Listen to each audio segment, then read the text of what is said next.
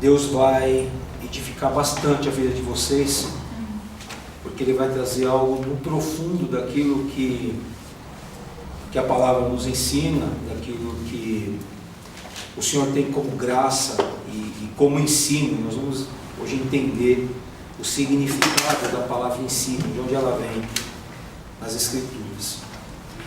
Quero pedir que você abra comigo o livro de Mateus, no capítulo 1. Antes de ler, eu quero falar um pouquinho só sobre esse contexto de Mateus. Mateus, ele escreve o Evangelho exclusivamente na direção dos judeus. Não significa que não sirva para nós, gentios. Mas o foco de Mateus aqui são os judeus. Qual que era o contexto da época de Jesus? Primeira coisa é nós entendermos que não adianta eu falar dos judeus sem falar dos grupos religiosos que haviam na época. E por isso que a gente vai até se demorar um pouquinho só nesse sentido, para você entender o contexto religioso, e a gente vai entrar em Mateus, porque você vai entender em Mateus Jesus combatendo a religiosidade daquele povo, a religiosidade que os envolvia, de uma maneira veemente, batendo de frente com isso. Então haviam quatro grupos religiosos na época. Eram os fariseus. Os fariseus, eles eram homens, alguns diziam que eram mais simples, mas eles tinham lá os seus sacerdotes. Eles acreditavam na palavra, eles acreditavam na Torá, eles acreditavam no Tânar, que é o livro dos profetas. Para o judeu ortodoxo, não messiânico, não aquele que crê em Cristo, mas para o judeu ortodoxo, a Escritura para ele se divide em Torá e Tânar. O Torá são os 5 primeiros livros da Bíblia, que é o Gênesis, o Êxodo, o Levítico, o Números e o Deuteronômio, e o livro dos profetas. E os fariseus também acreditavam na imortalidade da alma. Eles acreditavam que o homem morria, ia ser julgado, né, e receberia a sua devida recompensa de acordo com como ele tinha vivido, de acordo com como ele tinha vivido dentro da lei que Moisés havia escrito, mandado por Deus. O segundo grupo religioso eram os saduceus. Os saduceus eram um grupo menor, mas era um grupo mais elitizado. Era um grupo, na sua maior parte, formado por sacerdotes. Esses sacerdotes, eles acreditavam apenas na Torá. Tanto é que eles não acreditavam na ressurreição. E é interessante porque Jesus, ele combate, ele cala os saduceus, quando ele cita Êxodo capítulo 3. Quando lá em Êxodo, Deus ele traz, mostra o sacrifício de Isaac, quando mostra o sacrifício de Isaac não, quando mostra a visitação, a chamada de Moisés, Jesus ele cita propositalmente, porque ele está dizendo que ele não é um Deus de mortos. E aí os saduceus começam ali a ver em Jesus uma situação que eles não tinham, eles não acreditavam na ressurreição, eles acreditavam no culto a anjos, né? E como eu disse, eram formados por pessoas mais elitizadas, mas que tinham ali a sua crença apenas na Torá. Nós tínhamos um terceiro grupo, que eram os essênios. Os essênios eram como se fosse um grupo místico, que morava nas cavernas de Qumran, e eles esperavam, digamos, um salvador monástico. Acredita-se que os essênios andavam apenas de branco, eles não se relacionavam com mulheres, porque eles acreditavam que as mulheres atrapalhariam a sua caminhada espiritual. E nós tínhamos um quarto grupo, que eram os zelotes. Um deles você já ouviu falar bastante, que é Barrabás. Os zelotes tinham uma linha de crença como a dos fariseus. Porém, os zelotes acreditavam no Messias que viesse, mas viessem para a tomada a força, para a tomada armada do jugo romano. Barrabás era um zelote. Uma outra coisa que é interessante a gente entender nesse contexto.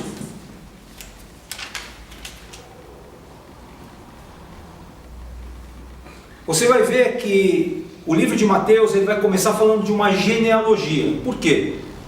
Porque Mateus apresenta Jesus como rei. Então nós aprendemos em Marcos, no livro de Marcos ele apresenta Jesus como servo perfeito. Por isso que você vê muito Jesus atuando em Marcos. Se você prestar atenção no livro de Marcos, quando ele cita a tentação de Jesus, ele apenas diz que Jesus foi tentado no deserto, só, e que venceu a tentação. Mas Mateus detalha isso no capítulo 4, que nós vamos falar daqui a pouco. E o livro de Mateus, ele fala de uma genealogia, porque um rei tem genealogia. Marcos não fala de genealogia, porque um servo não tem uma genealogia. Ninguém se importa com a genealogia de um servo, mas se importa com a genealogia de um rei. Porque os judeus só aceitavam como seu líder alguém que fosse do seu sangue, alguém que tivesse uma ascendência real.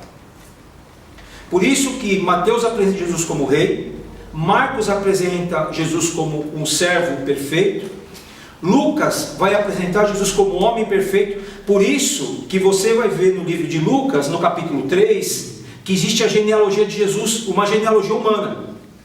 Em Mateus, no capítulo 1, é uma genealogia real.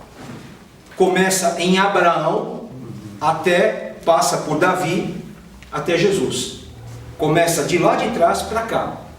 No livro de Lucas, no capítulo 3, ele começa falando de Jesus e vai voltando até chegar a Adão. Porque em Mateus, repito, Jesus é o rei, e lá em Lucas, Jesus será o homem perfeito. Por isso ele descende de Adão. Ele é o segundo Adão. E o quarto livro, que é o livro de João, vai apresentar Jesus como Deus. Então, só para vocês gravarem bem, né? Mateus como rei, Marcos como servo, Lucas como homem e João como Deus. Eu queria que você abrisse comigo aqui no livro de Mateus. Nós vamos falar da genealogia de Mateus, que começa em Abraão, e ele apresenta Jesus como rei. Um rei não é escolhido por votação, é escolhido por nascimento. É importante a sua genealogia. Por isso que Mateus ressalta a genealogia dele. Então começa dizendo o seguinte, eu não vou ler toda a genealogia para a gente não demorar, mas ele começa dizendo o seguinte: livro da genealogia de Jesus Cristo, filho de Davi, filho de Abraão. Perceberam? Davi é o maior rei de Israel. Abraão é o patriarca, é o maior patriarca de Israel. Então Mateus ele já começa impactando o judeu, dizendo: olha, Jesus é filho do nosso maior patriarca e ele é filho do nosso maior rei. E aí ele diz: Abraão gerou Isaac, Isaac gerou Jacó, Jacó a Judá, e ele vai descendo todas as gerações aqui, até o versículo 16, quando ele diz: e Jacó gerou a José, marido de Maria, do qual nasceu Jesus, que se chama o Cristo. E o mais interessante para a gente entender é que Mateus ele tenta ensinar para nós que Jesus tem uma descendência real. O que confrontou muitos fariseus era eles quererem entender como é que eles iam aceitar Jesus, que ia totalmente contra os ensinamentos que eles tinham como ensinamento, porque os fariseus acreditavam que o ensinamento deles era absoluto, porque eles só acreditavam na letra. Por isso que a palavra diz que a letra mata e o Espírito vivifica. Eu não falei para vocês, não é um grupo, tá? Não é um grupo religioso, mas eu não falei para vocês de uma classe, além dos fariseus, saduceus, essênios e zelotes. Havia a classe dos escribas. Haviam escribas tanto nos fariseus como nos saduceus. Os fariseus eram uma linha mais dura e os saduceus eram uma linha mais liberal. Se nós olharmos mais para frente, você vai ver que haviam dois. Flávio José cita dois homens que representavam essa classe antes da vinda de Jesus, antes de Jesus ter nascido, que era Hilel e Samai. Hilel, ele era de uma linha mais conservadora do judaísmo. Samai era de uma linha mais liberal. Hilel, só para vocês entenderem como curiosidade, Hilel quem vai ser o professor, o que vai ensinar para Gamaliel, e Gamaliel é o professor de Paulo. E aí você vai entender por que Paulo era tão conservador, por que Paulo foi tão duro. Fariseu.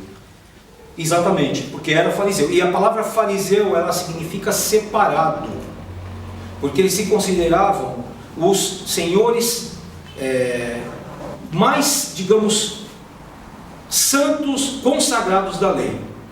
Mais ou menos para você entender da onde veio isso, tá? E eu tô explicando tudo isso que é para vocês entenderem um contexto do que Jesus encontra quando ele vem, sem a gente sair do foco do livro de Mateus. Sim. Quando você olha a história de Israel, quando Israel foi cativo para a Babilônia, eles foram para a região da Mesopotâmia e eles não tinham mais o templo. No templo se apresentavam os sacrifícios. E eles não tinham mais o templo para apresentar os sacrifícios. Então, quando o povo de Israel lá atrás, muitos e muitos anos, centenas de anos antes de Cristo, eles foram para a Mesopotâmia, cativos na Babilônia, eles criaram sinagogas, e daí vem as sinagogas, que você conhece, que os judeus frequentam, para adorar a Deus no sábado. E eles precisavam de homens que ensinassem a lei deles. Daí surgem os escribas, que eram aqueles que eram tidos da alta sociedade, eram homens muito respeitados pelos judeus, e que escreviam a lei para ensinar a lei. De tanto que eles copiavam a lei, eles sabiam a lei de cor. É por isso que quando Jesus confronta, ele diz escribas e fariseus. Mas o escriba, entende, ele não é um grupo religioso, o escriba é uma profissão. O fariseu não é necessariamente o escriba, e o escriba não é necessariamente um fariseu. O escriba podia ser, por exemplo, um saduceu. E o escriba, ele tinha tanto cuidado na cópia da escritura, que ele podia estar lá copiando a Torá. Ele acabou essa página, aí vocês já viram como é que é a letra judaica, né? Como é que a letra, aliás, é a letra hebraica, né? Então é toda desenhada, como se fosse um pincelzinho, né? E aí quando ele chegava no final da página, se ele errasse uma letra, ele rasgava, cancelava tudo e começava tudo de novo. Aí ele começava a fazer a cópia do zero. E é interessante que lá em Apocalipse 21, o que Jesus diz? Aquele que acrescentar um tio da minha lei, eu acrescentaria as dores. Aquele que tirar um tio, será tirado de parte da vida, do livro da vida. Porque Jesus tinha um entendimento. A gente brinca muito na igreja, né, de chamar, quando o cara ele é meio religioso, a gente brinca muito de fariseu, né? Mas Jesus entendia a origem do fariseu, e Jesus respeitava a origem dos escribas. Você não vê que Jesus, você vê Jesus exortando, chamando eles de raça de víboras, sepulcros caiados, mas Jesus em momento algum disse que eles estavam errados naquilo que eles acreditavam no sentido da lei. O que Jesus estava dizendo é que eles escravizavam o povo dentro da condição da lei. E aí nós vamos ver um pouquinho para frente, lá no capítulo 4, que assim como os fariseus usavam da lei para ter o comando do povo nas mãos, você vai ver como o diabo é legalista, como ele usa a lei para trazer engano. Então nós vimos aqui no capítulo 1, falando da genealogia, e quando a genealogia acaba, no versículo 17, a palavra diz: de sorte que todas as gerações, desde Abraão até Davi, são 14. Desde Davi até o exílio da Babilônia são 14. E do exílio da Babilônia até Cristo, 14. Para vocês entenderem um pouco o que isso significa. Eu só vou falar a título de curiosidade para vocês, tá? Os judeus, eles acreditavam num negócio chamado gematria, que é a letra do hebraico, do alfabeto hebraico, corresponder a um número. Não estamos falando aqui de numerologia, fique muito claro isso. Não é numerologia que a gente vê hoje dos artistas aí fora, que o cara tem que colocar o nome dele de acordo com aquele número, ele usa aquele número na carteira, ele usa aquele número na sola do pé, desenha um número na sola do sapato. Não é isso que nós estamos falando, nós estamos falando de esoterismo. Mas eles entendiam que Deus tinha uma matemática tão perfeita que os números diziam alguma coisa a respeito daquele acontecimento para as pessoas. Só para a gente figurar aqui, por exemplo, eles acreditavam que o número 40 representava um tempo de provação. Tem sentido. 40 dias Jesus ficou no deserto, choveu 40 dias e 40 noites com Noé, o povo ficou 40 anos no deserto, o povo de Israel ficou 40 anos no deserto. Por que eu estou falando desse termo gematria? Porque o número do nome de Davi no hebraico dá 14. E aqui está falando de 14 gerações. Por que será que Mateus escreveu 14 gerações? Muitos dos judeus acreditam, os messiânicos, que Mateus colocou isso propositalmente, que Jesus faz parte da 14ª geração. São 42 gerações.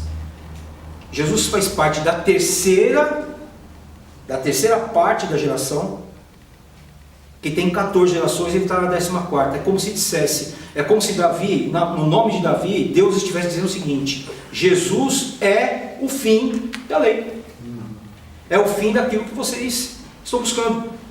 E aí você fala assim: mas qual dá a soma do número de Jesus? A soma do número de Jesus na gematria dá 386.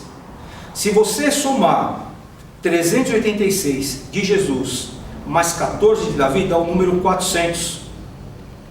400 anos foi o tempo que Deus demorou para falar com o povo, de Malaquias até Mateus.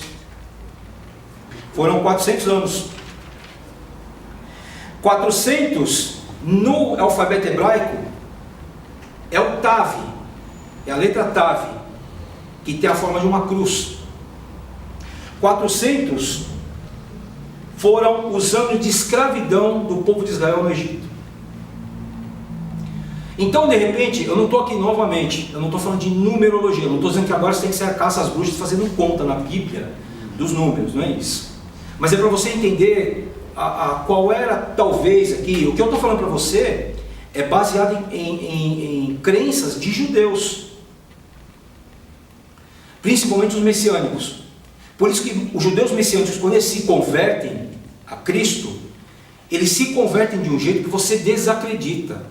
Eles servem a Cristo de corpo, alma e espírito muito, mas muito profundamente e muito diferentemente do que aquilo que nós fazemos. Tanto que o judeu messiânico, ele não chama o dia de prestar culto a Deus, ele não chama de culto, ele chama de serviço, porque ele está servindo a Deus. Ele tem alguns preceitos que ainda são do judaísmo, a guarda do sábado, mas são preceitos deles. Infelizmente nós temos visto na igreja a judaização da igreja. Isso é um alerta para vocês. Nós somos da geração daquilo que Jesus falou, que fomos enxertados, lembra onde? Na videira. Nós não somos judaizados. Nós temos visto igrejas judaizando e usando o kippah, que é aquele chapeuzinho que eles usam no alto da cabeça, que tem uma simbologia, usando o talit, que é aquele poncho com a contagem nas pontas, tocando o shofar. Eu vou falar, tem um apóstolo que usa isso aí, toca o shofar antes do culto. Tem um outro que tem que entrar primeiro a arca da aliança e depois ele entra para pregar. Isso é de judaizar. Se você frequentar uma sinagoga judaica messiânica, uma das coisas que você vai ouvir do rabino: nós não judaizamos as pessoas. E ele não aceita que alguém queira se judaizar, não porque eles têm preconceito. Não é isso não. É porque quando Deus especificou o povo judeu, Ele especificou o povo judeu para um determinado propósito. Ele trouxe a palavra primeiro para o povo judeu. O povo judeu teve experiências com Deus maravilhosas. E Jesus deixou isso muito claro quando Ele falou que nós, gentios, fomos enxertados na videira. Nós não fazíamos parte dessa promessa e passamos a fazer parte em Cristo. Amém?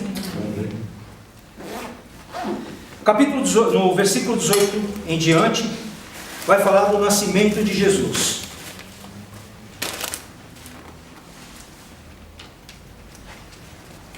Alguém pode ler para mim, por favor, o versículo 18 em diante? Ora, ao início de Jesus Cristo foi assim. Maria, sua mãe, estava prometida em casamento a José. E, antes de passarem a conviver, ela encontrou-se grávida pela ação do Espírito Santo. Jesus, seu esposo, sendo justo, não querendo denunciá-la publicamente, pensou em despedi-la secretamente. Mas, no que lhe veio a esses pensamentos, apareceu-lhe em sonho um anjo do Senhor que lhe disse: José, filho de Davi, não tenhas receio de receber Maria, tua esposa, porque nela foi gerado o filho do Espírito Santo. Ela dará à luz o filho, e tu lhes porás o nome de Jesus, pois ele vai salvar o seu povo dos seus pecados. Continuando. Pode continuar. Tudo isso aconteceu para se cumprir o que o Senhor tinha dito pelo profeta.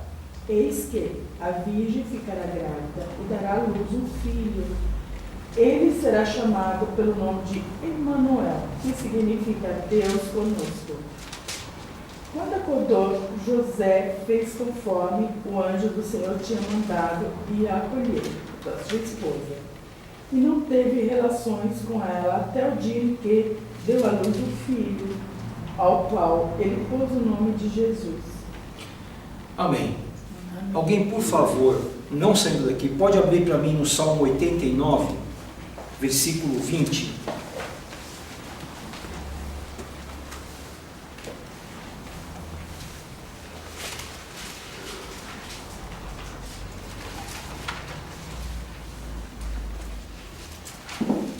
Só ver aqui para o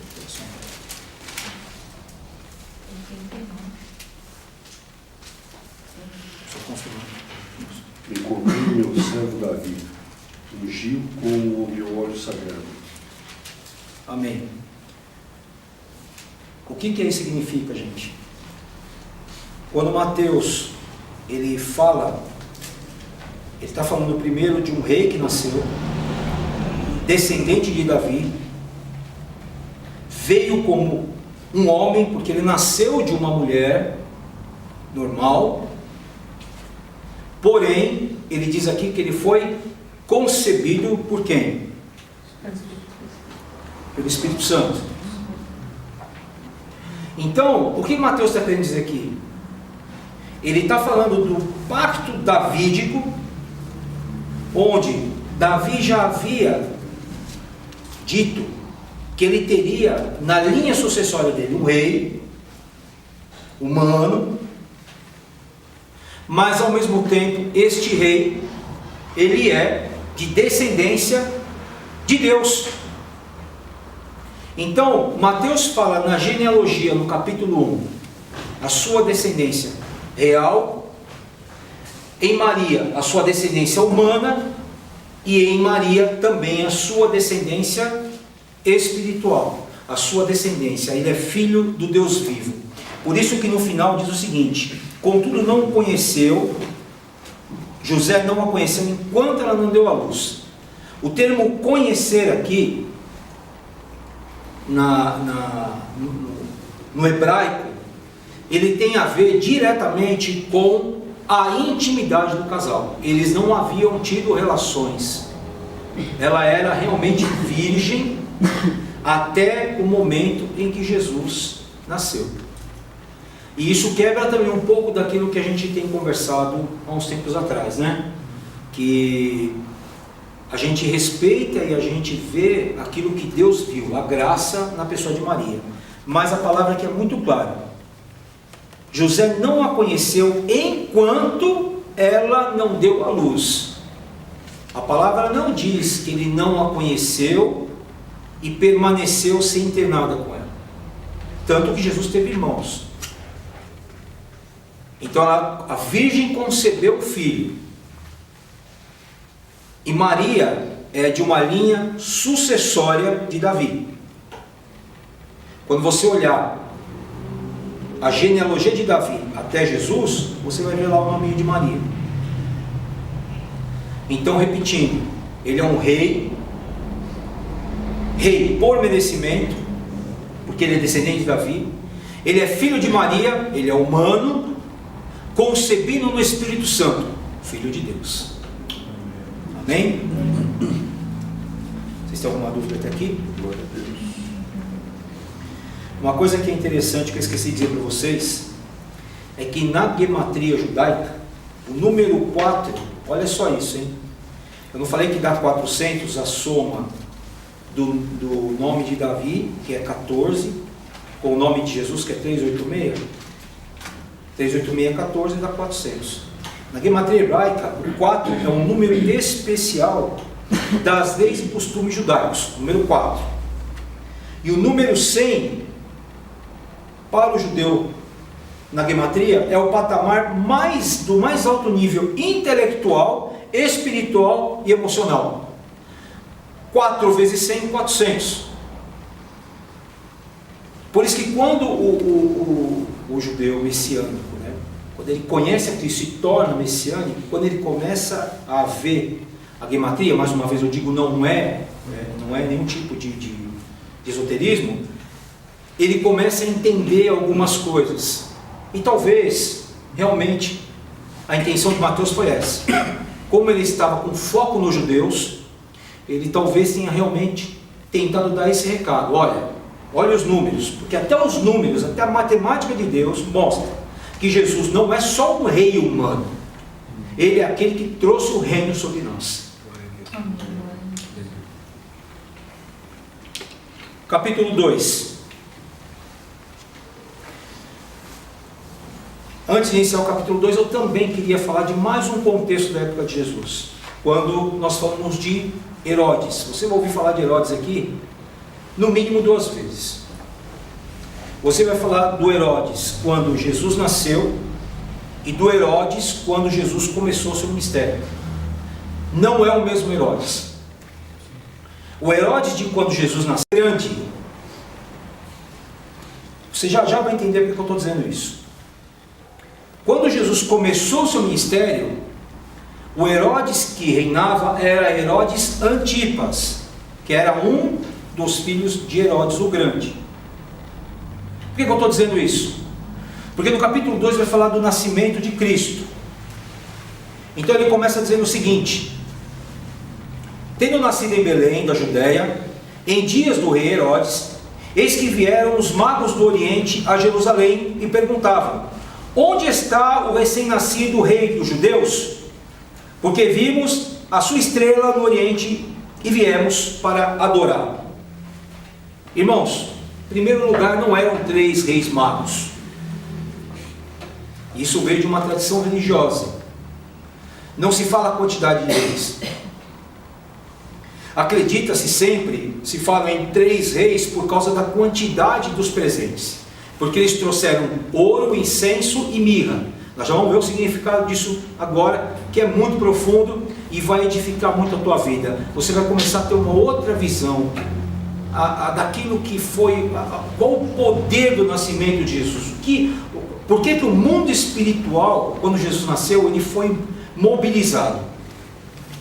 E os magos não eram magos como a gente conhece. Eles eram chamados de magos, mas eram sábios.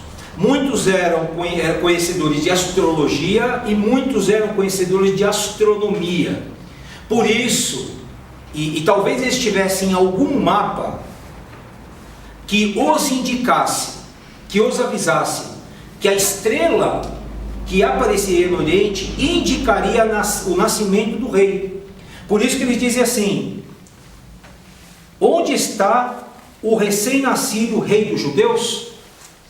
Porque vimos a sua estrela e viemos para adorá-lo. Então eles já foram, os magos, eram 2, 3, 4, 5, não sabe, porque a Bíblia não fala quantos eram.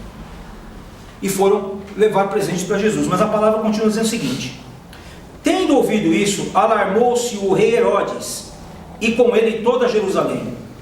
Então, convocando todos os principais sacerdotes e escribas do povo, indagava deles onde Cristo deveria nascer. Eles responderam que era em Belém da Judéia, porque assim estava escrito por intermédio do profeta: e tu, Belém, terra de Judá, não és de modo algum menor entre as principais de Judá, porque de ti sairá o guia que há de apacentar o meu povo Israel. Herodes, e nesse caso aqui é Herodes Antipas, Herodes o Grande, quando ele soube que os judeus esperavam um Messias Salvador, ele fez a mesma coisa, ele teve a mesma atitude do Egito. Quando em 400 anos de escravos os israelitas esperavam um Salvador, esperavam alguém que os libertaria do jugo, mandou matar as crianças. Foi quando Joquebede colocou Moisés no cesto, pôs na água e salvou. E olha que interessante, a história se repete. Herodes o Grande se apavorou, chamou os magos, começou a chamar os seus magos, os seus sábios, e começou a perguntar: e aí? E aí o pessoal começou a dizer: ele nasceu na Judéia. O que ele fez? Ele mandou matar todas aquelas crianças. Segundo alguns estudiosos, se eu não me engano, foram assassinadas em torno de 40 crianças. E a palavra depois diz, aqui no versículo 7, com isso Herodes, tendo chamado secretamente os magos, inquiriu deles com precisão qual o tempo em que a estrela aparecera. E enviando-os a Belém, disse-lhes: ide informar-vos cuidadosamente a respeito do menino, e quando tiverdes encontrado, avisem-me, para eu também ir adorá-lo. Depois de ouvirem o rei, os magos partiram, e eis que a estrela que viram no oriente os precedia, até que, chegando, parou onde estava o menino. E vendo eles a estrela, alegraram-se com grande e intenso júbilo. Entrando na casa, viram o menino com Maria, sua mãe, prostraram e o adoraram, e abrindo os seus tesouros, deram-lhe as suas ofertas: ouro, incenso e mirra. Sendo por divina advertência prevenidos em sonho, para não voltarem para Herodes, regressaram por outro caminho. Então Herodes chamou os magos, que já estavam anunciando que estava atrás do Salvador, e falou: olha, que você encontrar, avisa que eu vou lá adorar. E eles tiveram um sonho. E você vai ver aqui, a partir do versículo 13, que Herodes manda matar as crianças, e Jesus foge para o deserto com a sua mãe. Ainda recém-nascido, ele vai para o deserto. O nascimento do Messias foi percebido pelos astrônomos. Alguns estudiosos acreditam que eles eram até mesmo babilônicos. Então eles não eram judeus. Vocês devem saber que os primórdios da matemática, da astronomia, começou na Babilônia. Aí num momento mais oportuno a gente pode estudar isso um pouco, porque tem a ver com a Torre de Babel, lá no livro de Gênesis, o surgimento da Babilônia como império. A gente conversa sobre isso uma outra hora.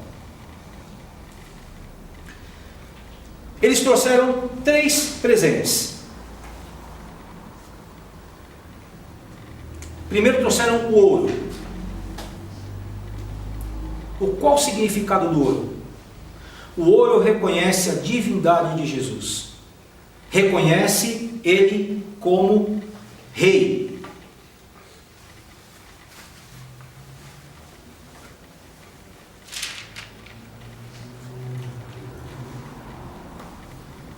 Se você olhar na Bíblia, todos os reis de Israel tinham toneladas de ouro.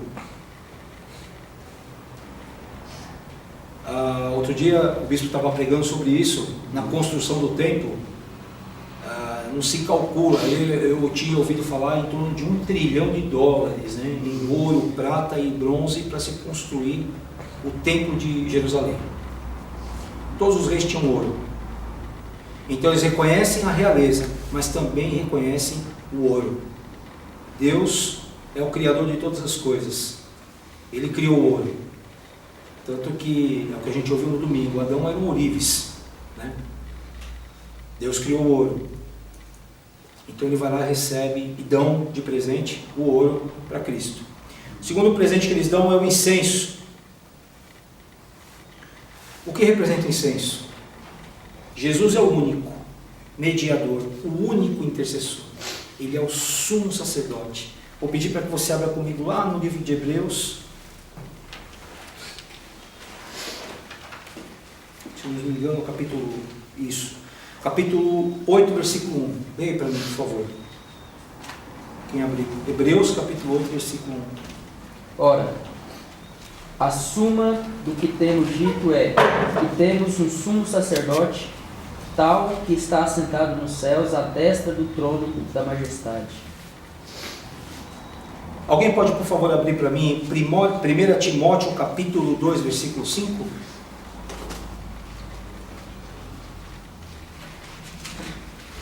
Dois. 1 Timóteo 2,5. Porquanto há um só Deus, um só mediador entre Deus e os homens, Jesus Cristo o justo. Amém. A entrega do incenso era a confirmação, o presente do incenso era a confirmação que não existe outro intercessor entre Deus e os homens. Aleluia.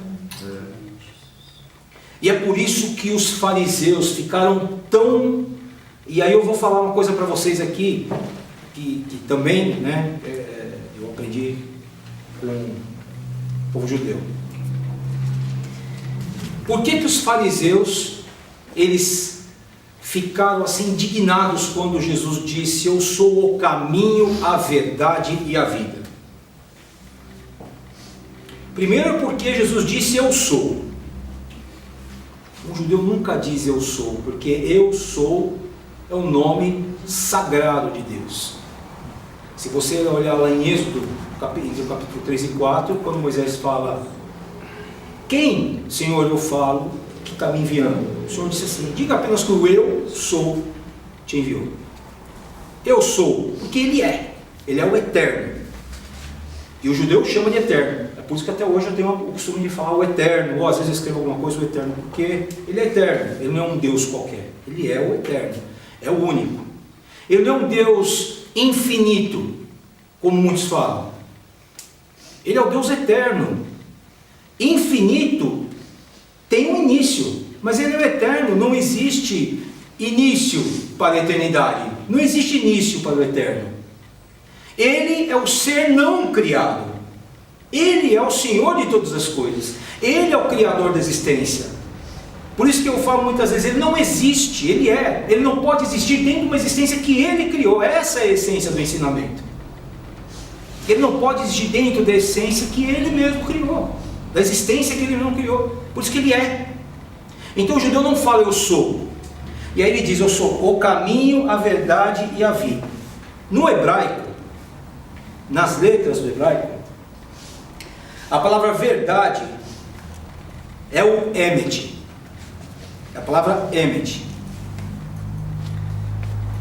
A vida é a palavra Haim, que se escreve com CH. CHAYM. E o caminho é Derech. Se você pegar, presta muita atenção nisso. Se você pegar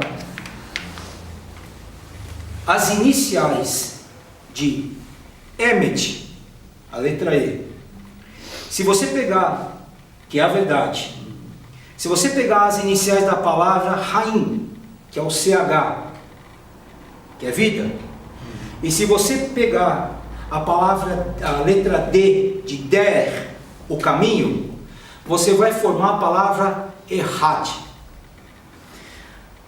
Se você abrir lá em Deuteronômio, no capítulo 6, versículo 4, eu gostaria que você lesse para mim, por favor.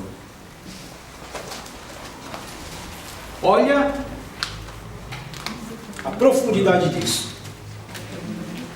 Deuteronômio 6,4. Alguém lê para mim, por favor. Ouve, Israel, o Senhor, nosso Deus é o único Senhor. Ouve, ó Israel, nosso Deus é o único Senhor.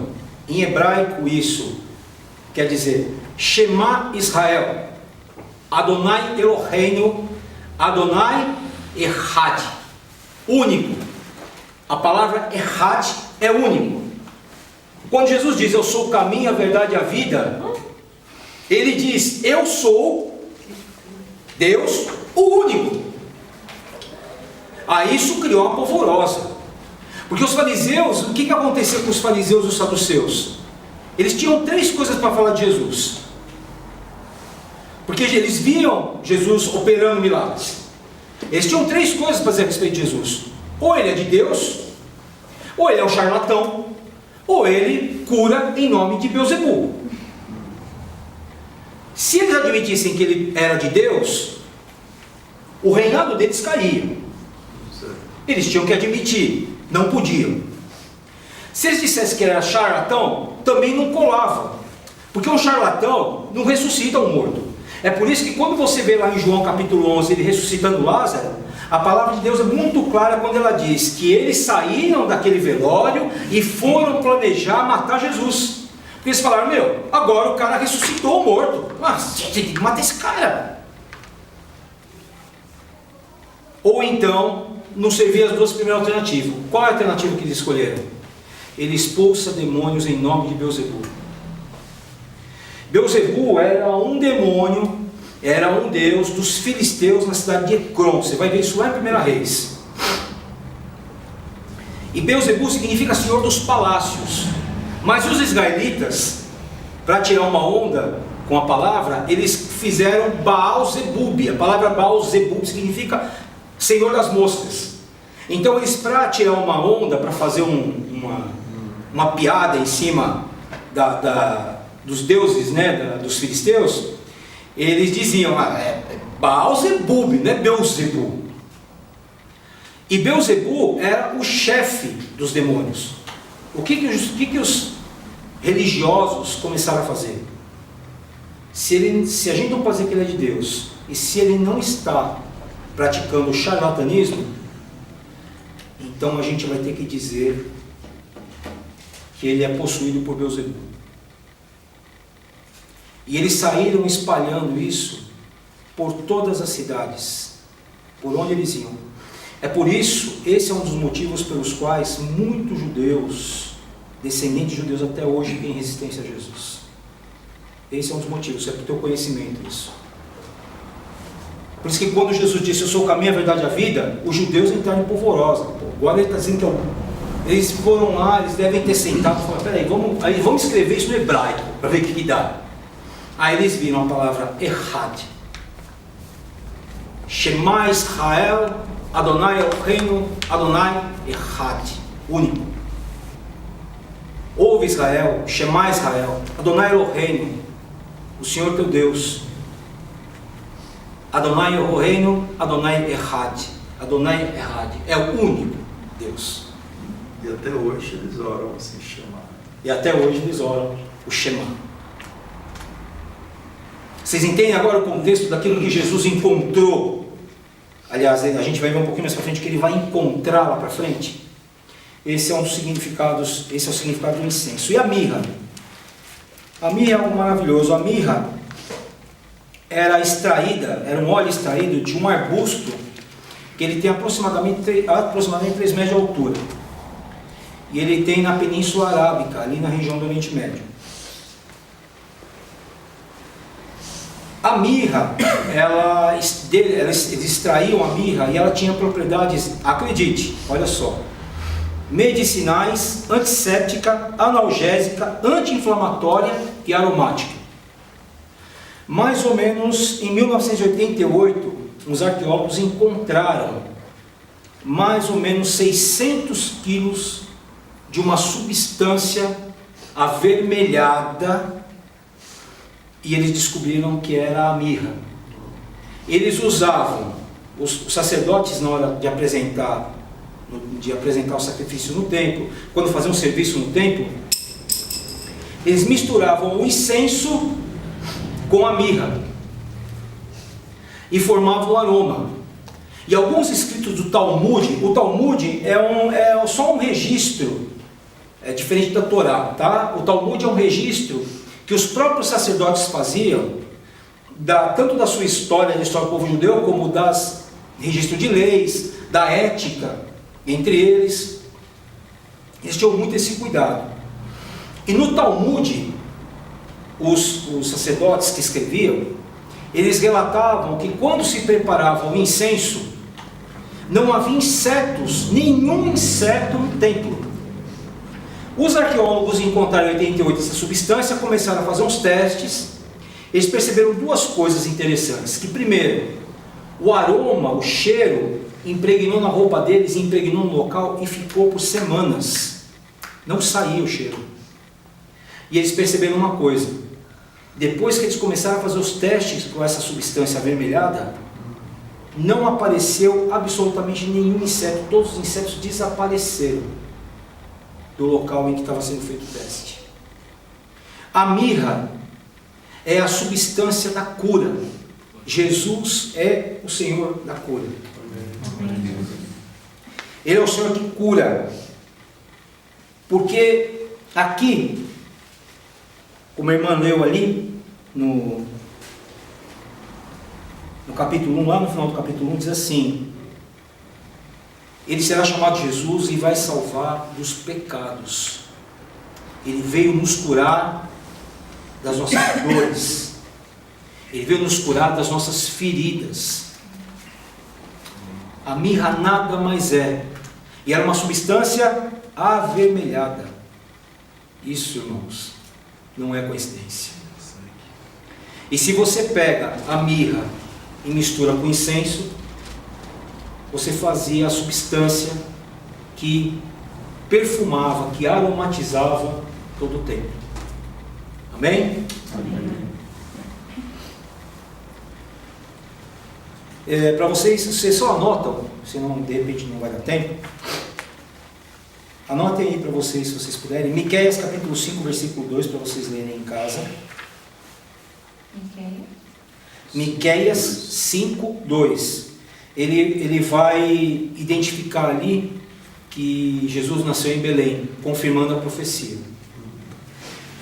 Se você também puder ver Isaías capítulo 7, versículo 14, ele vai confirmar o nascimento de Cristo, de uma virgem. Isaías 7,14 diz que ele vai nascer de uma virgem. Isaías 9,6 diz que ele é maravilhoso conselheiro, Deus forte, Pai da eternidade, príncipe da paz. O profeta Isaías é o profeta, eu diria, mais messiânico de todos os profetas que surgiram em Israel. Em Gênesis capítulo 12, versículo 2 e 3, vai mostrar que Jesus descende de Abraão quando Deus diz para Abraão: em ti, Abraão, serão benditas todas as famílias da terra. Por quê? Porque quando Jesus veio, Ele nos libertou na cruz, Ele reconquistou a nossa autoridade sobre o maligno. E todo aquele que crê em Cristo se torna família bendita na terra. Deuteronômio 28.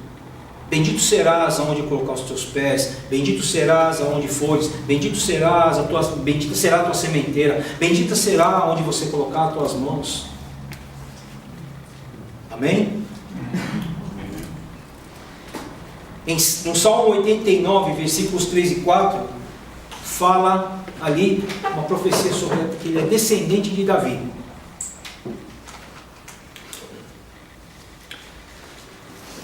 E Números, eu queria que você abrisse para mim. Números capítulo 24, versículo 17. Irmãos, nós vamos ler bastante Bíblia hoje, tá?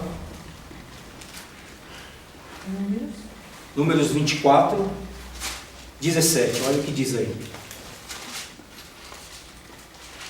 Vê-lo-ei, mas não agora. Contemplá-lo-ei, mas não de perto. Uma estrela procederá de Jacó. De Israel subirá um cedro, que ferirá as têmporas de Moabe, e destruirá todos os filhos de Sete. A estrela é Jesus, descende de Jacó. Abraão, quem foi o filho de Abraão? Isaac. O filho de Isaac? Jacó. Se Jesus descende de Abraão, ele descende obrigatoriamente da linhagem de Jacó. Amém? Números 24, 17. Guarde aí com vocês.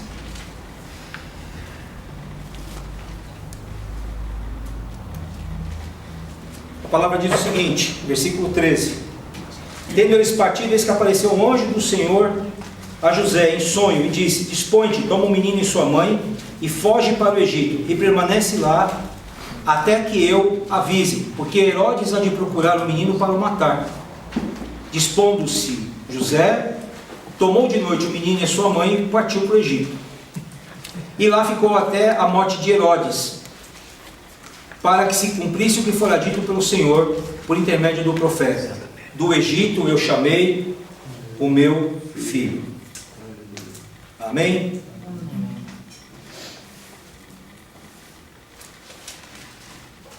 Vocês têm alguma dúvida? Vamos prosseguir? Está tudo bem até aqui? Vamos falar bastante Bíblia, tá, gente? Glória a Deus. Capítulo 3. No capítulo 1 nós vimos a genealogia de Jesus. Capítulo 2 nós vimos o seu nascimento. Capítulo 3 nós vamos ver o seu batismo. A gente já falou aqui bastante quando nós falamos de Marcos.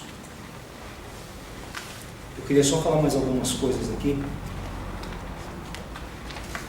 O capítulo 3 ele inicia dizendo o seguinte: naqueles dias apareceu João Batista pregando no deserto da Judéia e dizia: arrependei-vos, porque está próximo o reino dos céus. Guarda bem essa frase, gente. Arrependei-vos, porque é próximo o reino dos céus. Você pode abrir para mim, por favor, em Mateus capítulo 4, versículo 17?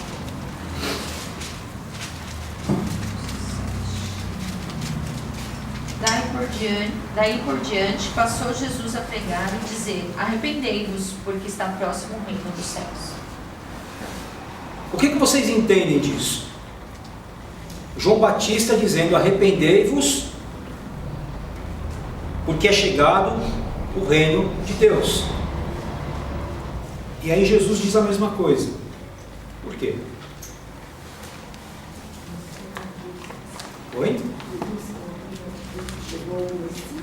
Porque chegou o Messias. João Batista, ele diz isso na terceira pessoa. Presta atenção. Arrependam-se porque é chegado o reino. Ele está falando de uma terceira pessoa. Jesus começa dizendo: arrependei-vos porque é chegado o reino. Jesus fala em primeira pessoa.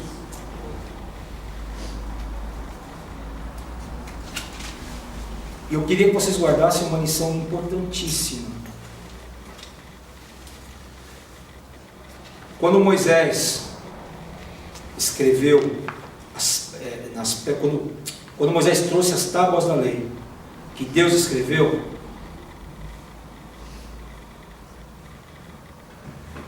o ministério de Moisés, ele começa com medo do povo. Começa com o povo assustado. Mas o ministério de Jesus, ele vai começar com felicidade. O primeiro sermão que Jesus ensina é bem-aventurado. Nós vamos ver isso lá um pouquinho mais para frente. Ele traz a mesma palavra de João Batista: arrependei-vos. Mas ele também diz: a bem-aventurados, felizes. No grego, makarios. Felizes são aqueles. E aí nós vamos falar depois. Amém? E aí nós temos aí a diferença da lei e da graça. A lei é para todo o povo, repetindo aquilo que o senhor falou no anterior. A lei é para toda uma nação. A graça é para uma pessoa só. Porque a salvação, ela é individual. Eu costumo brincar, dizer que a salvação é como o cartão de crédito, pessoal e intransferível. Meu filho não é salvo porque eu sou salvo. Salvação não se transfere. Filho de peixe é peixinho, mas filho de crente não é crentinho. Filho de crente tem uma proteção, porque os pais oram muito. Porque os pais oram, mas a graça é pessoal. Ele só é salvo se ele reconhecer. E a lei era para toda uma nação. Amém? Amém.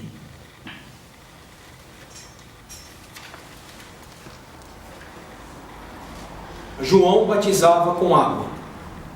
Jesus batiza com Espírito e com fogo. Fogo. O que significa para você?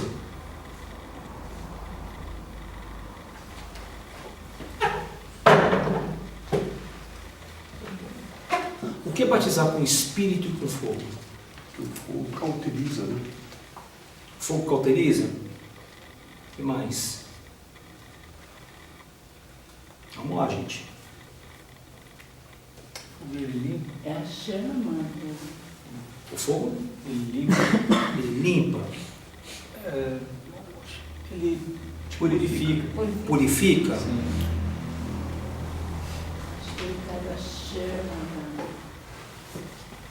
Será a chama do amor, a chama da Calor. crescente, Calor. o ardor, né? O que o fogo faz? O fogo queima. Transforma. Mas Jesus batiza com fogo. Você sabe por quê? Porque ele disse lá em João 3: quem nasceu da água e do Espírito. Por que ele não fala do fogo? Porque o fogo está reservado para aqueles que não o recebem. Não porque Deus é um Deus carrasco. Eu vou dizer para vocês, vocês podem não concordar até comigo, podem até se chocar. Mas Jesus batiza com fogo pelo amor de Deus. Deus, Ele ama tanto o ser humano que Ele não obriga o ser humano a estar com Ele. Deus não nos fez robôs. Deus não nos fez para adorá-lo automaticamente.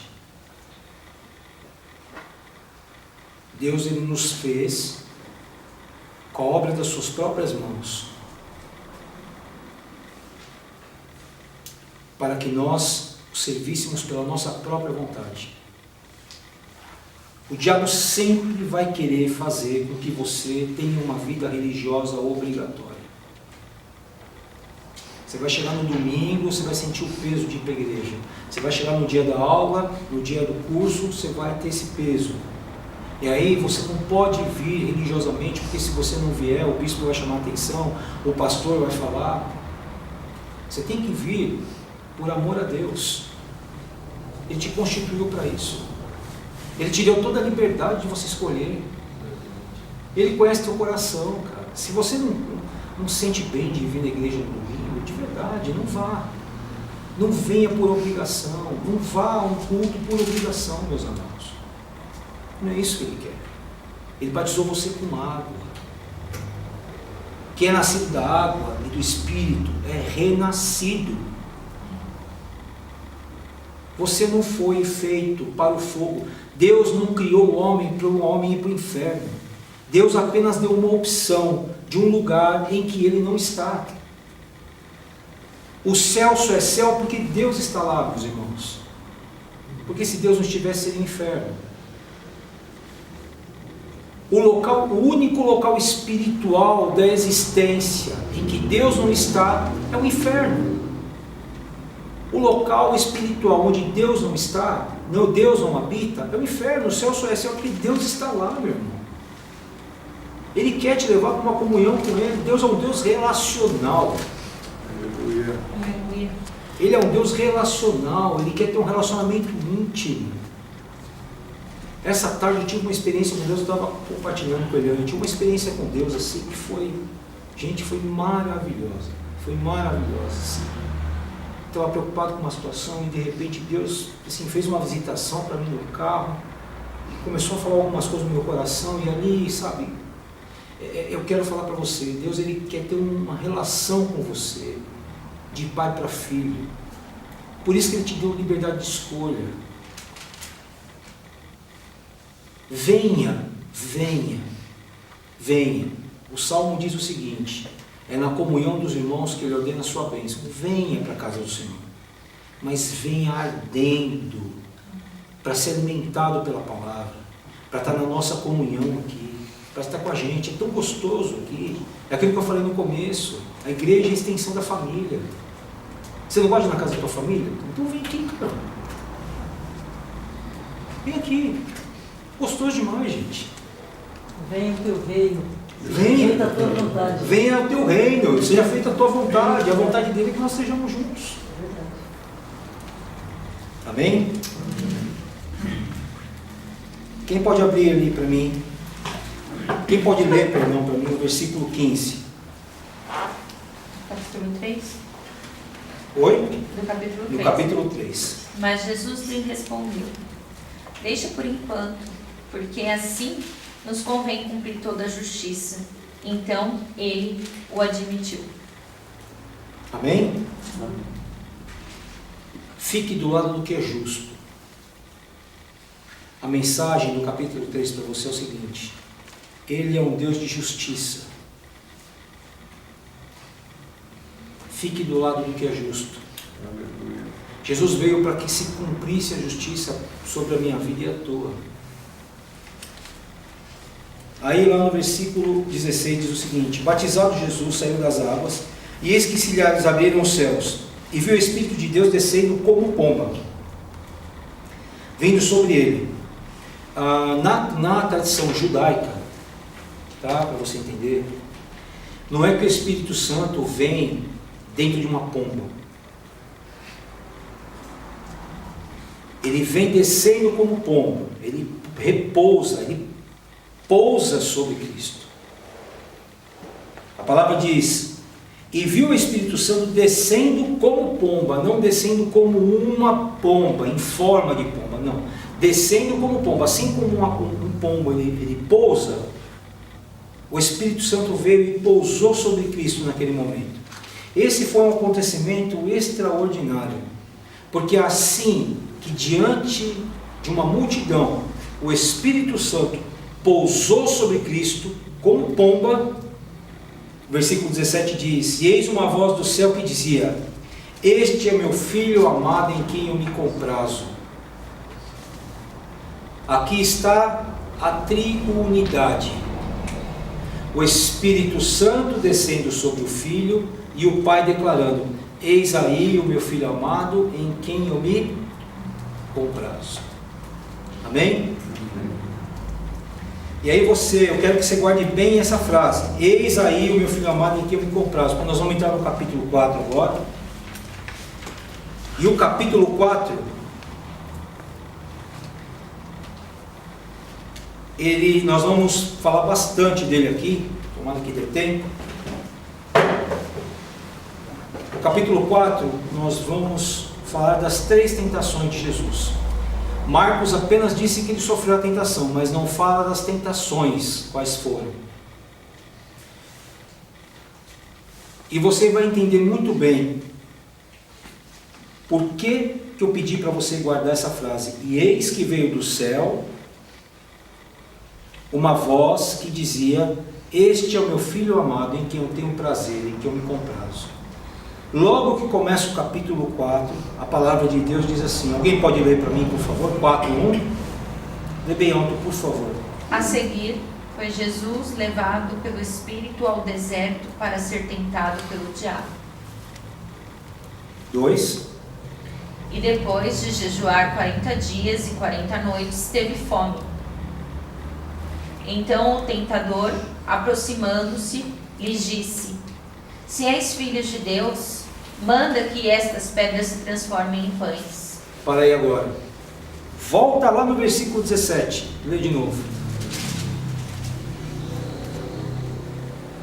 E eis uma voz dos céus que dizia: este é o meu Filho amado, em quem me comprazo. E eu vou pedir para você de novo ler o versículo 3. O que o diabo diz para ele? Então o tentador, aproximando-se, lhe disse: eis, se és filho de Deus, manda que essas pedras se transformem em pães. Jesus estava 40 dias, ele foi para o deserto 40 dias jejuando. Acredito que Jesus estava também em oração. Uma das coisas que eu aprendo aqui, meus irmãos, é que oração e jejum não afasta do diabo te provocar. Se um dia disser isso para você, desculpa, eu tenho uma notícia ruim para te dar. Oração e jejum não impede que o diabo leve tentação sobre você. Mas eu tenho uma notícia boa para te dar. Tiago 4:7. Em submissão a Deus existia o diabo e ele fugirá de vós. Quando você faz oração e jejum, não é para impedir que o diabo venha, é para derrotá-lo, que é melhor ainda. Nós vivemos num tempo em que muitas pessoas não acreditam nem na existência do diabo. Aqui, para mim, é uma prova de que o diabo existe. É uma prova bíblica de que o diabo existe, porque ele foi pessoalmente tentar Jesus. E também mostra para mim que a oração e o jejum não vão me impedir de ser tentados por ele, mas a oração e o jejum vão fazer eu derrotá-lo, colocá-lo debaixo dos meus pés. Não era mais fácil Deus ter feito o seguinte: se você orar e jejuar, eu afasto o diabo? Porque Deus, ele quer te dar e quer mostrar que você tem autoridade no nome dele. Mas você só tem essa autoridade, meu amado, se você tiver aquilo que eu falei há alguns minutos atrás: relacionamento. Se você tiver uma vida relacional com Deus, aí você vai enfrentar a tentação do diabo e, em alguns momentos que for necessário, até expulsar o demônio de alguém. Eu já tive esse, eu digo, desprazer de expulsar demônio de uma pessoa. E eu falo que é desprazer, muita gente gosta, acha legal fazer isso. Eu e minha esposa, a gente conhece um casal de crentes, que o amigo do casal gosta do show. Ele fica esperando num culto de libertação lá, que o diabo se manifeste para ele expulsar o demônio. Entendeu? Um caça-fantasma. Caça-fantasma. Sabe? É os caça-fantasmas. E eu falei, ele até ficou meio... Quando ele me contou isso, ele contou todo cheio. Eu até falei para ele, eu não tenho prazer nenhum nisso. Porque quem está sofrendo é a pessoa. Uma coisa que eu quero falar para vocês, não quero fugir do foco, porque nós não estamos aqui estudando demonologia, mas o diabo não toma o corpo de uma pessoa, ele toma a mente. A tua mente é o maior campo de batalha do inimigo, do maligno.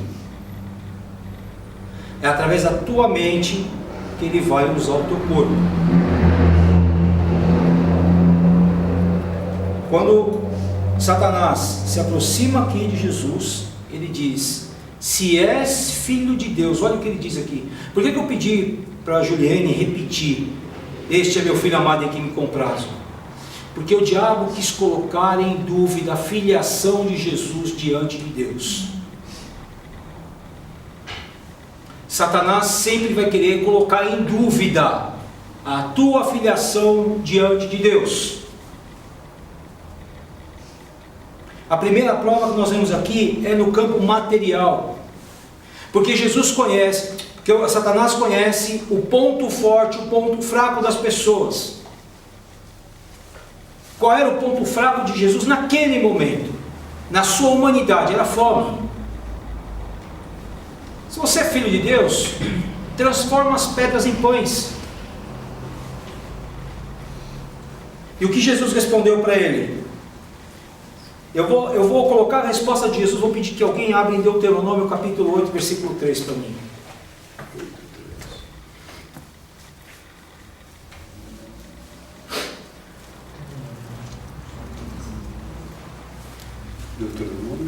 Deuteronômio 8:3. O que está escrito aí?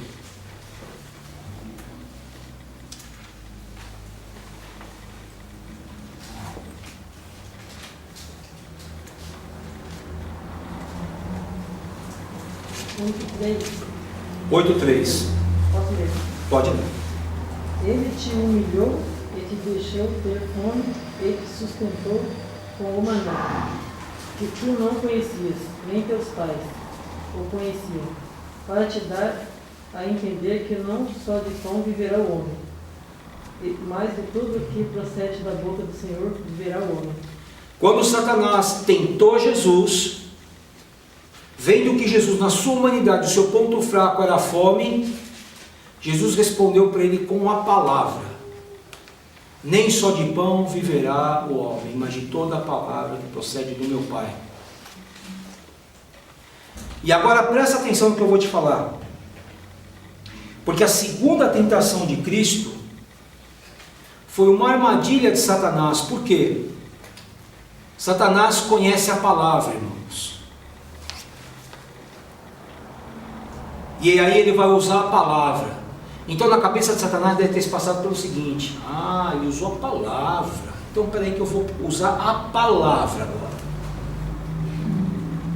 E aí o diabo vai lá buscar no Salmo 91, versículo 11. Lê para mim alguém, por favor. Salmo 91, 11.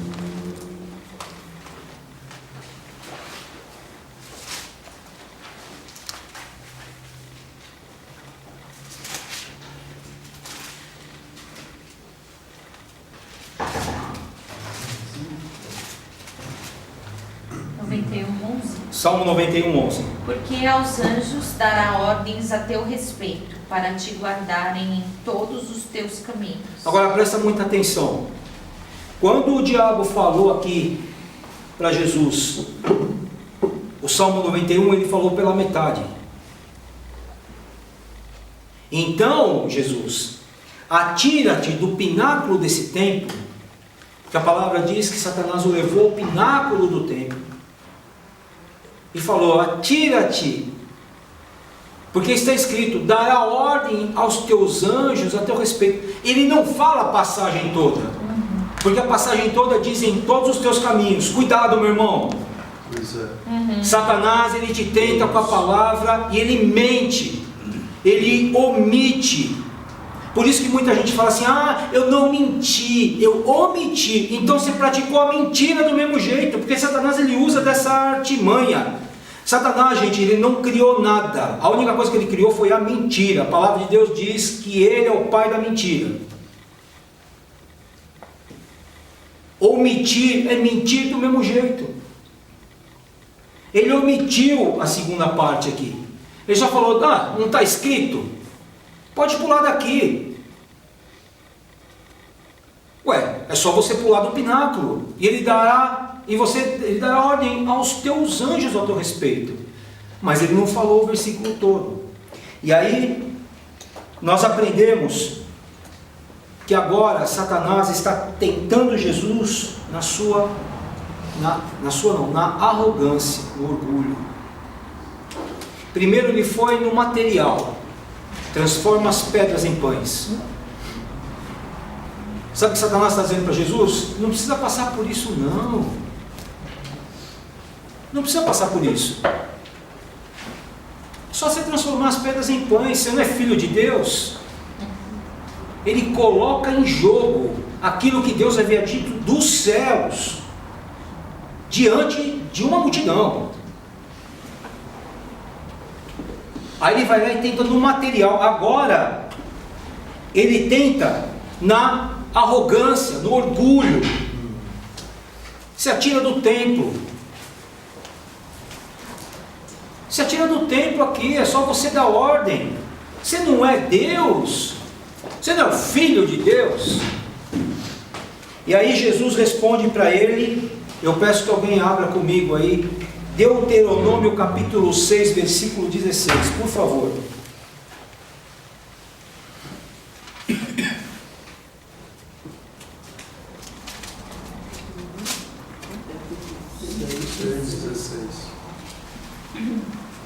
Três, 6,16. Deuteronômio 6,16. Não tentarás o Senhor teu Deus como o tentaste em Massá. Não tentarás. Jesus responde de novo, usando Deuteronômio. Jesus não precisava, não podia, aliás, só dizer, ô diabo, passear. Vai. Só que o diabo é legalista. Jesus sabe que o diabo está usando uma armadilha para pegar no contrapé.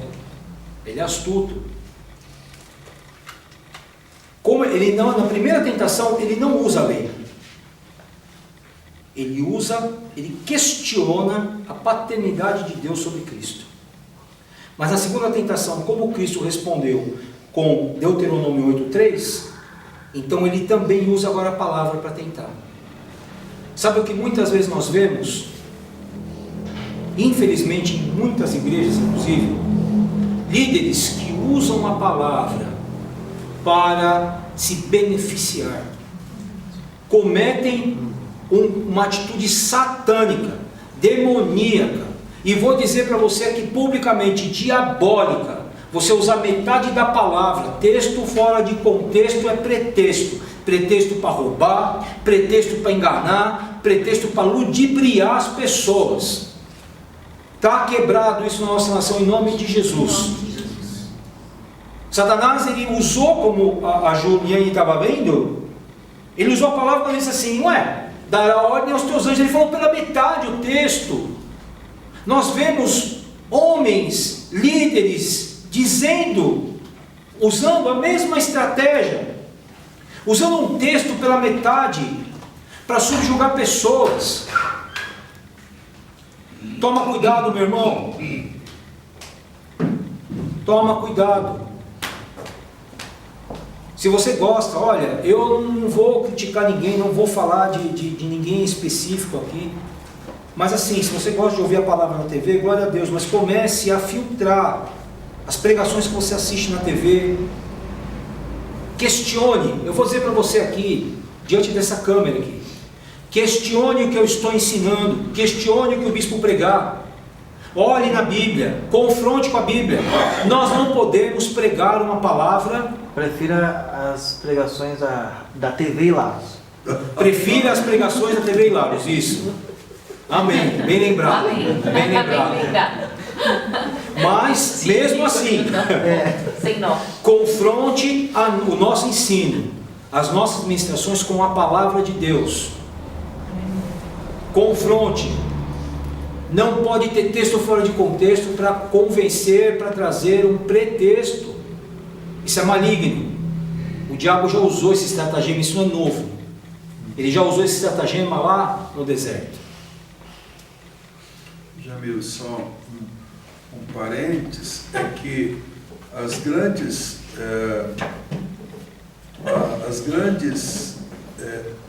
heresias ou as seitas pseudo-cristãs, elas têm o seu fundamento na Bíblia. Convém lembrar que, assim, né, mencionando alguns nomes, Testemunho de Jeová, os Adventistas, os Mormons, o Espiritismo kardecista, todos eles, todas essas seitas, eles vão pegar a palavra, eles vão pegar um texto e vão criar a sua doutrina. Entende? Gente, é bíblico guardar o sábado e não o domingo. Preste atenção, é bíblico guardar o sábado e não o domingo.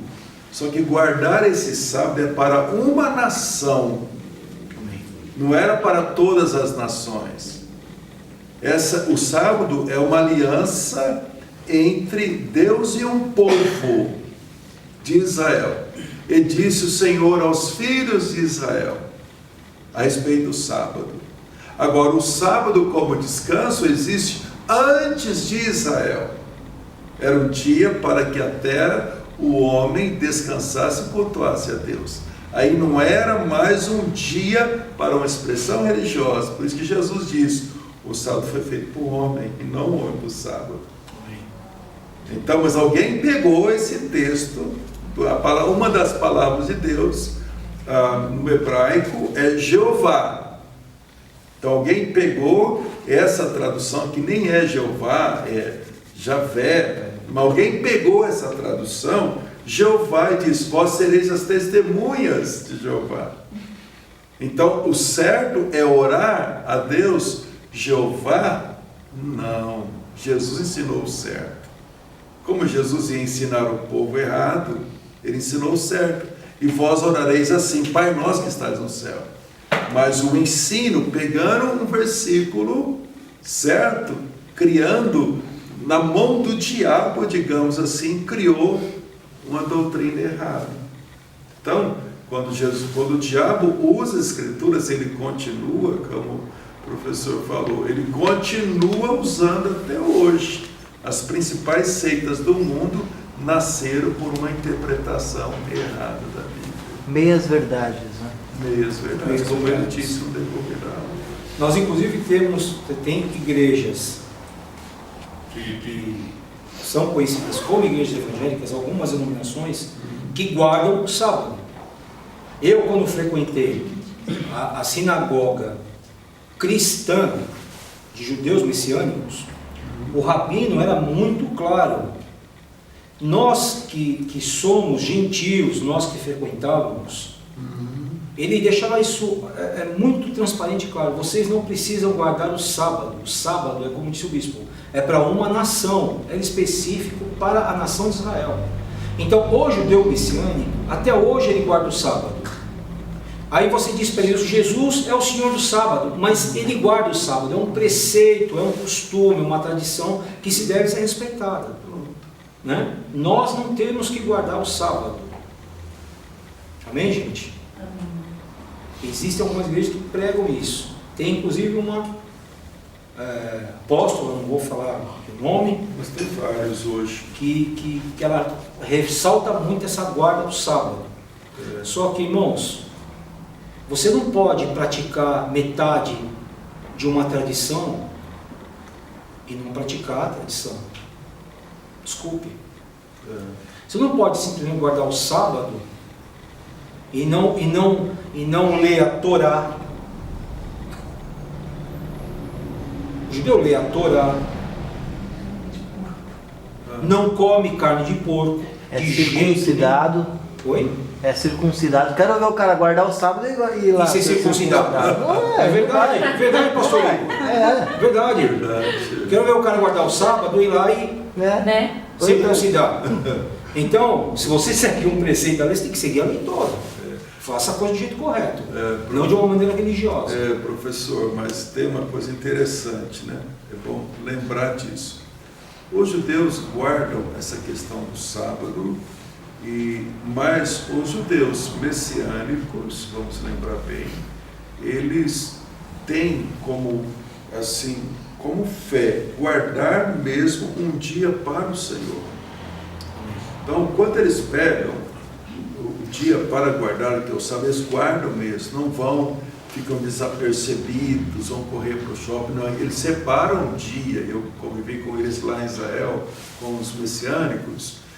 No sábado, eles separam mesmo para adorar, ler o Novo Testamento, orar, comer em família, não dispersam. Nós cristãos temos errado em relação ao domingo, porque muitas vezes eu pergunto para as pessoas: por que não vieste no culto ontem? Né? Chegou um parente. Então, não reserva realmente aquele dia como um dia para a família, como um dia, olha, hoje é o dia que eu vou estar com o corpo de Cristo, vou estar com os meus irmãos. Então, às vezes, nós também relaxamos em nome da graça e da liberdade. Sim. Não pegamos como zelo o domingo, porque era um dia prioridade. Então, Paulo fala, um faz diferença entre dia e dia, o outro considera igual a todos os dias. Cada um tem a sua própria opinião definida, mas ele deixou bem claro que deveria ter um dia para a família de Deus, um dia para a gente reservar, porque nem sempre você tem condições de ficar o dia inteiro com sua esposa, com seu filho. Sim. Então, nós devemos, nesse aspecto, ver com zelo, gente, não com religiosidade, mas com zelo, a questão do domingo.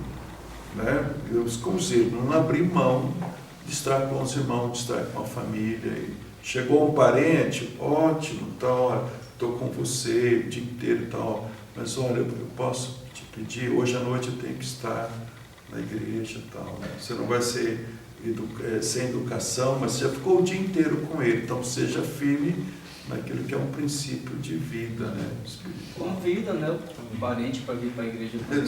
É um motivo para convidar o parente. Agora, cada um ouve do Senhor. Pode acontecer situações que sejam assim, né? Precisa estar, né? Então é diferente. É um princípio. Amém, gente? Vamos à terceira tentação de Cristo. Então nós aprendemos aqui que primeiro ele tentou Cristo, na primeira tentação material. Na segunda, ele foi apelar no orgulho, na religiosidade. Ele usou metade de uma passagem para tentar ludibriar Cristo. Atira-te daqui. Tentou Cristo na arrogância. Você não precisa de Deus. Pula daqui e dará ordem aos teus anjos. E aí Jesus responde para ele, em Deuteronômio 6,16. Alguém pode ler de novo, por favor? E é bom vocês anotarem isso, que é importante, tá? Cada resposta de Jesus foi baseado na palavra. 6,16. 6,16. Não tentarás ao Senhor teu Deus, como tentaste em Massá. Não tentarás o Senhor teu Deus. Jesus respondeu para ele porque, aí é o que eu falei no comecinho da aula, você vai aprender. Quando ele acha uma brecha legal, ele faz um estrago, irmãos. Toma cuidado como você leva a tua vida. A santidade, ela não, com perdão de alguns irmãos que talvez estejam nos assistindo, a santidade não se mede pelo tamanho do coque do cabelo. A santidade não se mede no tanto de pelos que tem nas pernas, de mulheres que não se depilam. Eu frequentei a igreja no começo da minha conversão em que as mulheres usavam o coque, o tamanho do coque, o tamanho do cabelo, que indicava a sua santidade. Isso é prática da religião. Não pratique religião, pratique relacionamento com Deus. O relacionamento com Deus, irmãos, é maravilhoso, fácil. Deus é um Deus de amor, irmãos. Permita-me só fazer uma colocação. Eu penso que deve ser muita pretensão humana olhar para um irmão ou para uma irmã e dizer que este é santo e aquele não. Exatamente. Porque é Deus que dá essa santidade, né? E Ele sabe a quem dá. Porque Ele te conhece no teu íntimo. A pretensão humana, sabe, essa ideia de querer estar nessa avaliação de Deus, isso deve ser muito ruim, né? Para quem tenta discernir se o irmão é santo ou não. É ruim porque as pessoas tomam sobre si uma prerrogativa que só pertence a Deus, que é a prerrogativa do julgamento. Tem muita gente no nosso meio, não digo aqui na comunidade cristã, mas tem muita gente no meio cristão que se acha porteiro do céu. Então morre lá, que nem morreu o jornalista, o Boechat, né? Aí já falaram que está no inferno. Sabe? Nós temos, estes são costumes que vieram de muito tempo atrás, que nós não podemos permitir no nosso meio, não podemos permitir dentro da nossa casa. Só porque, por exemplo, você tem um amigo que é espírita kardecista, você não vai se relacionar com ele. Hoje eu mandei aqui, eu tenho um amigo que é kardecista roxo. Eu falo de Cristo com ele porque eu fui kardecista. E ele fez aniversário ontem. Aí eu mandei uma mensagem hoje de manhã para ele, eu vou nele. Mandei uma mensagem para ele hoje de manhã, ele me respondeu emocionado, ele falou, cara, eu não esperava algo diferente de você. Olha só que lindo isso, cara. Em vez de você julgar o católico, né? Irmão, o católico, ele é o nosso irmão mais perto na fé. Se me permite, professor, na própria ceia, que é o comungar, o Jesus consubstancial, né? Sim. O apóstolo ele já nos ensina: examine-se o homem após a si mesmo. Bem lembrado, pastor. Examine-se o homem a si mesmo. A si mesmo. E aí coma desse pão e beba desse cálice. Mas, né, não está dizendo, olha, examine o irmão ao lado para ver se ele está apto para tomar a ceia, para comungar com Deus, para ter comunhão com Deus. Examine-se o homem a si mesmo, né? Eu participei, você lembrou bem, porque eu participei de ministério que na hora que a pessoa passava, ela passava direto, se a pessoa era um visitante. Como? Ela não sabe. Cada um examine-se a si mesmo. Ela passava direto. Tem que fazer a recomendação, né? Recomenda. Só que você não pode simplesmente julgar a pessoa. Passava com a bandeja direto lá, a pessoa ficava olhando. Eu fui convidado para a igreja, né? E que a pessoa, eu estava sentado, aguardando para pregar, só que eu não estava sentado no altar, eu estava sentado num dos bancos na frente, e na hora que for distribuir a ceia, eu ia pregar depois da administração da ceia, a pessoa simplesmente passou por mim, ela nem viu, ela nem sabia que eu era convidado para pregar. O pastor não anunciava, só anunciou como visitante, estamos aqui com irmãos visitando, papapá. Ela nem prestou atenção, e só porque eu não era da igreja, ela passou direto com a bandeja.